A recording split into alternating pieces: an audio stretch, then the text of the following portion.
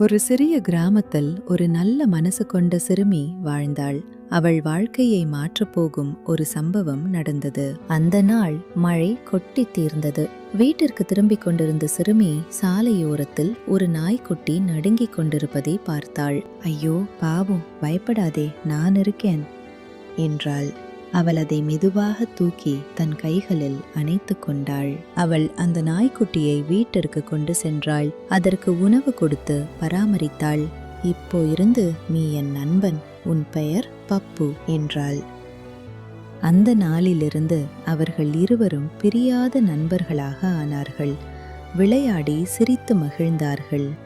ஒரு நாய் அவர்கள் இருவரும் காடு வழியாக சென்றார்கள். அவர்கள் அறியாமல் ஒரு நரி அவர்களை கவனித்து கொண்டிருந்தது. நரி நட்பாக வந்து பேச ஆரம்பித்தது. அங்கே ரொம்ப சுவையான பழங்கள் இருக்கு, வாங்க.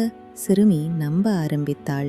ஆனால் பப்பு உடனே அபாயத்தை உணர்ந்தது. அது குரைத்து சிறுமியை தடுக்க முயன்றது. பப்பு ஒரு புத்திசாலியான திட்டம் போட்டது. அது சிறுமியை பாதுகாப்பாக மறைத்து வைத்து நரியை வேறொரு வழிக்கு அழைத்துச் சென்றது. நரி அவனை பின்தொடர்ந்தது.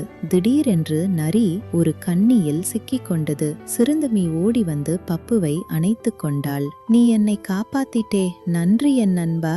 அவர்கள் மகிழ்ச்சியாக வீட்டிற்கு திரும்பினார்கள். உண்மையான நட்பு மற்றும் புத்திசாலித்தனம் எந்த ஆபத்தையும் வெல்லும்.